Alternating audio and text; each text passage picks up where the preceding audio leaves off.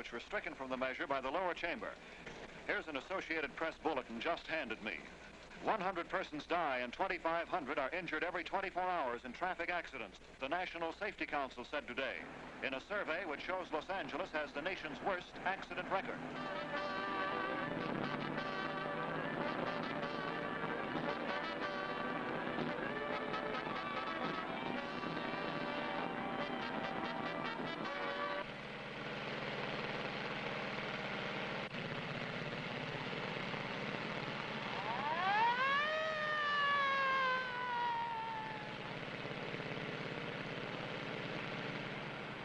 Well, I was only doing 30. Why don't you be reasonable? That's 5 miles over the limit, but I clocked you at 45. Well, I know how fast I was going. My word's as good as yours. Listen, Copper, I'm not afraid of that uniform. I could get you fired for this. Okay, chum, the name's Chuck Reinecke, badge 193, Los Angeles Police Department. Huh. You'd be doing me a favor. Might be better off at that. Of all the thankless jobs. You're supposed to be here to protect people, but they act like a cop was their natural enemy.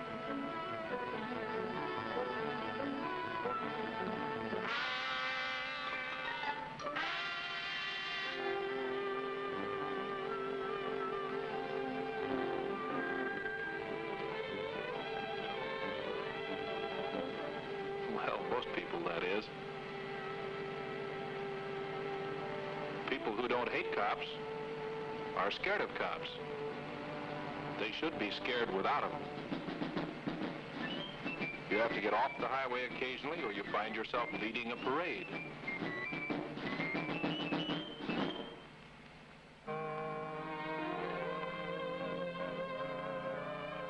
That's what it is, a parade. 27 cars passing there every minute. Average speed 51 miles an hour. 40 years ago, it was 8 cars a day. Top speed 26 miles an hour. 50 years ago, there were wagons averaging 26 miles a day. 60 years ago, that road was a cattle trail. People traveling 1,000 miles like they once went 50. Speeding up their lives. People going a mile a minute to work or play, out for the job, or getting away from it all. Going home or looking for greener pastures. A new generation, freed from limitations of time and space. A nation on wheels. A nation going places. Give him a car, and every man's a king on the highway. Calling Unit 71T, Jefferson La Brea, ambulance traffic, code 3.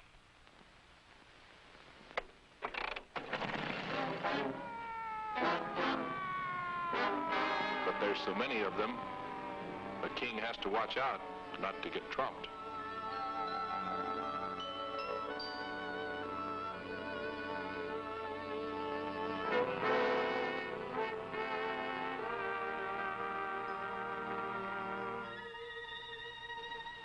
Years ago, there were no automobiles.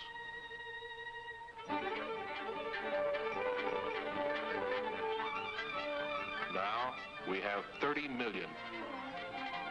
3/4 of the world's automobiles in the United States, driving us faster, bringing the people closer to each other, and the country closer to the people. Speed, progress, good for the automobile. 1.25 million automobiles in Los Angeles. More automobiles than anywhere else in the world. Good for us.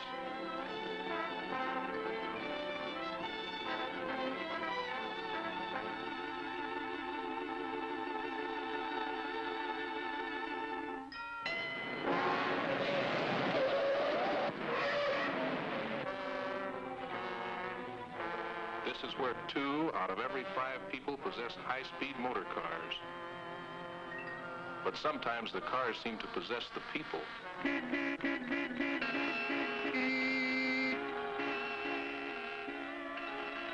pleasure cars. We have 1.25 million of them. Cars are good for business too, they say. Whenever you have a little shopping to do, you can hop in your car and roll downtown. Then the only problem is to get out of the car.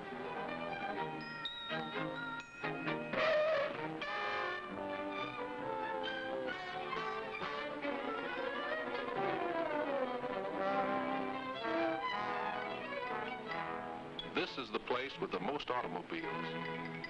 Only we haven't found enough places to put them.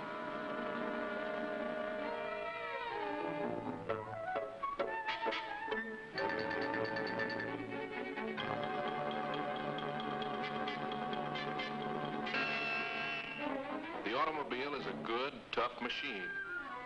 There are times when it seems stronger than we are. Times when I wonder whether we are driving the car or if the car is driving us.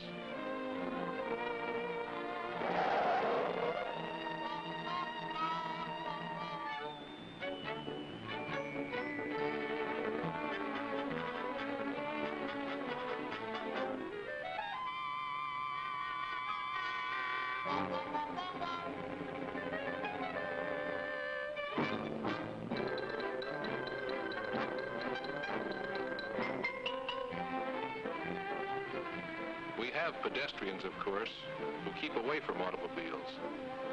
They try to keep away from them.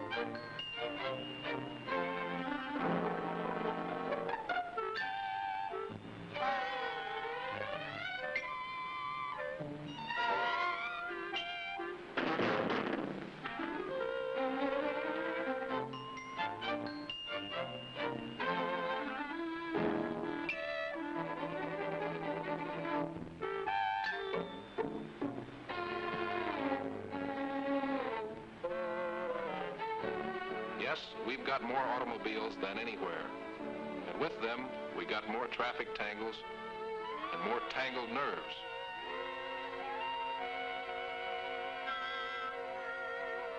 But it's progress, you know.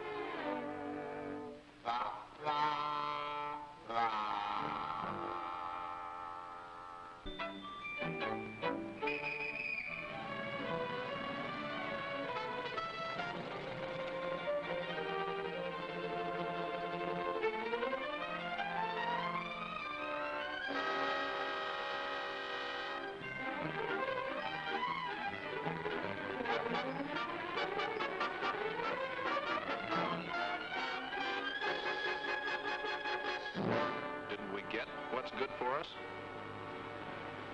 How could we ever have lived without the automobile? We find one that exactly suits us. And we take that car for better or worse. We take it into our life. Lavish it with affection.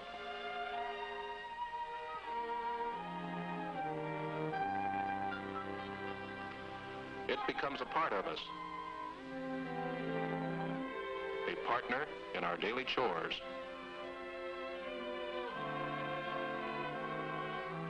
In our pleasures. And in our most intimate affairs.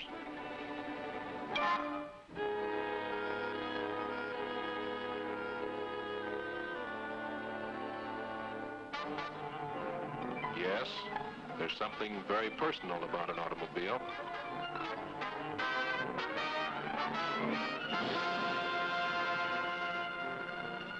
It assumes the characteristics of its driver.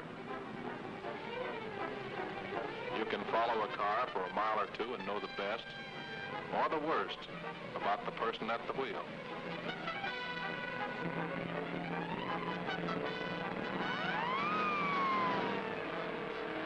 The irresponsible. The selfish. The bully. The thoughtless.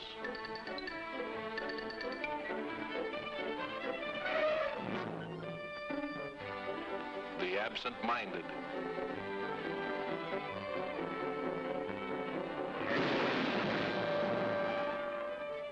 The dope.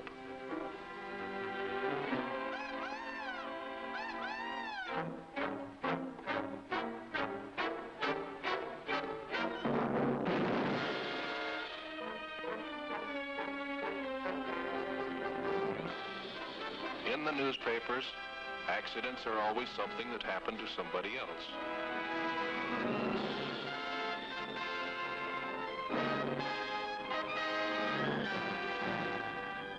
And statistics are only a lot of figures. But every one of them has to die a personal death.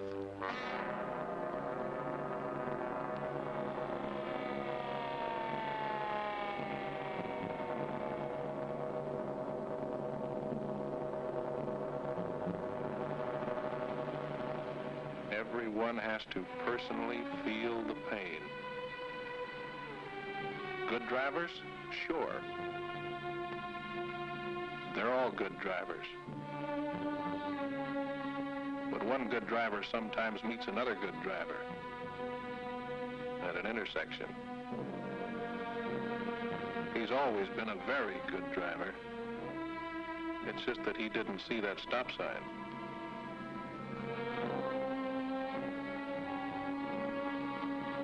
It's just that that other car was coming faster than he calculated. The driver was in a hurry. He was going fast when he hit the woman. So fast he couldn't stop until his car had dragged her 20 feet.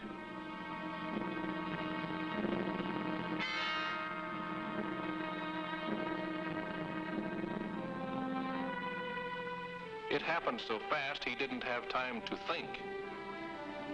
Now there'll be time to think.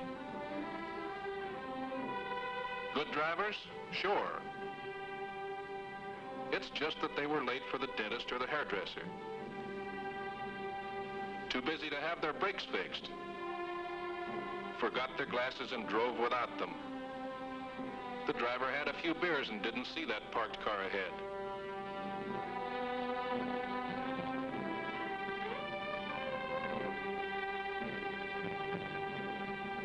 He was just talking, and suddenly those people started to cross the street.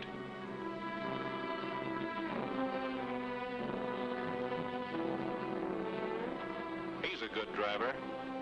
He never had an accident before. 6 out of 10 people haven't had. But he won't ever have an accident again. Across the country, one person is killed every 15 minutes. One is injured every 30 seconds. Day and night, as regular as the clock ticks. He had the right of way. Dead right he was. But now he's as dead as if he was wrong.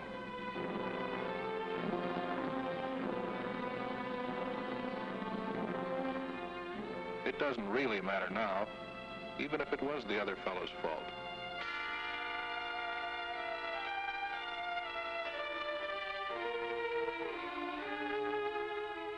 Nothing matters now.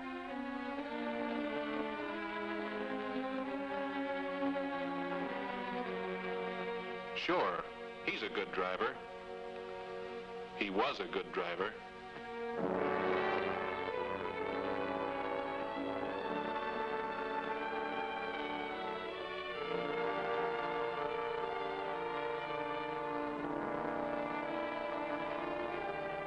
But now his epitaph is only a pin at the intersection of Washington and Vermont.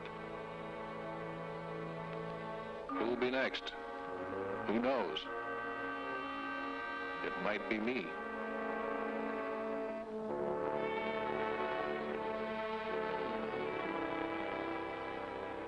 Motor Officer Lockhart got it 10 weeks after he returned to the force from 30 months in the South Pacific.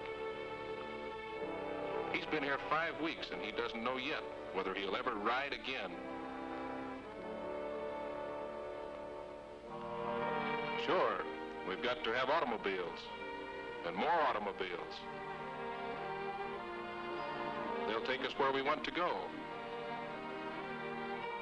Or they'll take us where we don't want to go.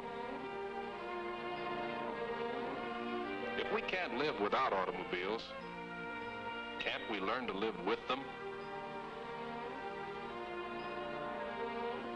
Your kids and mine would stand a better chance of living if they could learn safety education in school. They ought to have bigger and better engineered highways.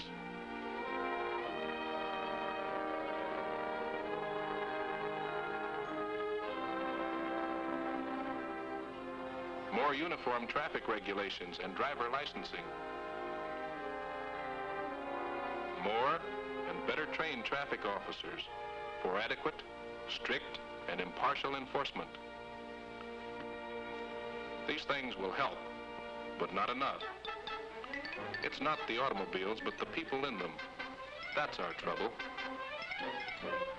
Every car reflects the character of its driver.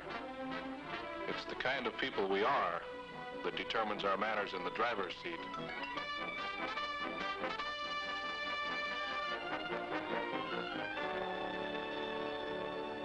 The foot on the accelerator, the hand on the wheel.